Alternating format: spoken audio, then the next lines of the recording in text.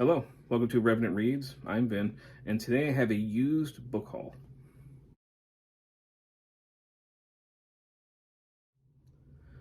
So this is just a pile of books that I have here just off camera. Secondhand books, all used books.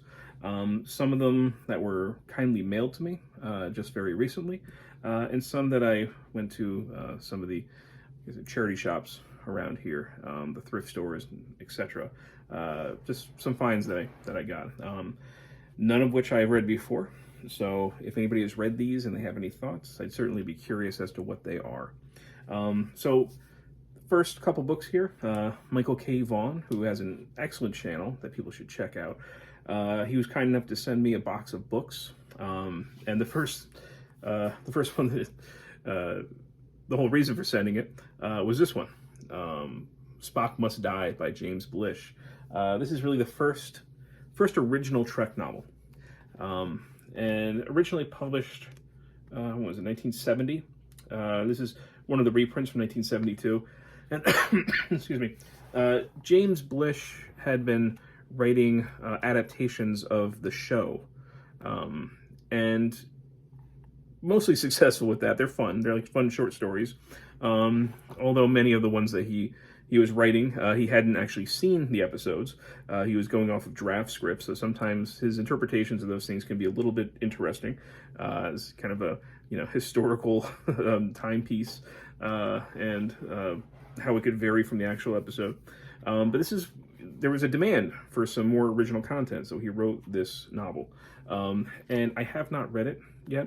I know its reputation is not great, but it's a short read, and I might try to get to this during our first month of Book Trek 2021, where myself and some great co-hosts, including Michael K. Vaughan, are going through Star Trek in its various iterations up through Enterprise, and we're doing it in production order. So this month we're looking at the original series, next month it'll be TNG, the month after that, DS9, and so on, up until Enterprise. So I'll try and fit this one in this month. More, not expecting it to be great, but more as kind of a little historical curiosity to get this one. So I appreciate him sending me this. In addition, he surprised me with another book in there, and that is a copy from Oxford Book Classics of Polybius, his histories. I have not read Polybius, but I've certainly read of Polybius, and I've read parts of Polybius, especially when it comes to Hannibal Barca and the Second Punic War. So I'm really excited to have this. Again, terrific. Thank you, Michael, for sending me this. This is a, excuse me.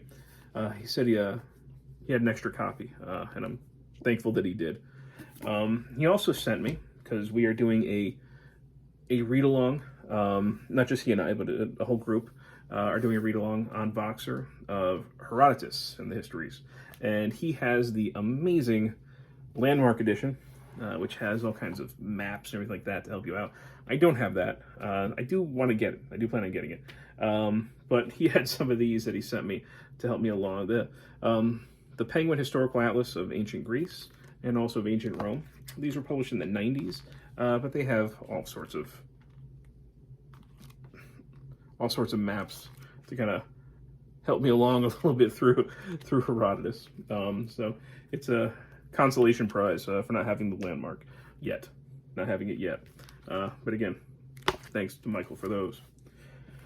The last three, are just some that I saw inside the secondhand stores. And some that I plan on kind of dipping in and out of. Some that maybe I'll read sooner than others. But the first one is Hawthorne Life, okay, by Brenda Wineapple.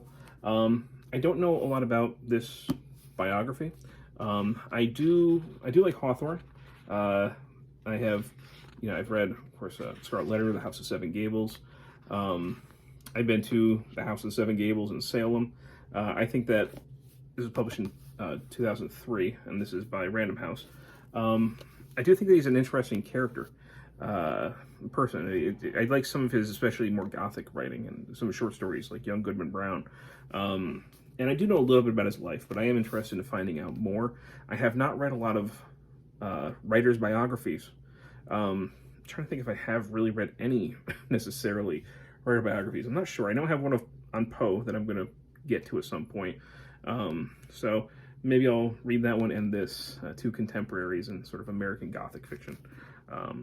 So if anybody's read this and they have any thoughts on it, I'd like to hear it. I also picked this up. This is the Oxford Book of Essays, chosen and edited by John Gross. And this is just something I'd like to kind of dip in and out of. I'd like to read more essays, and there's quite a few in here.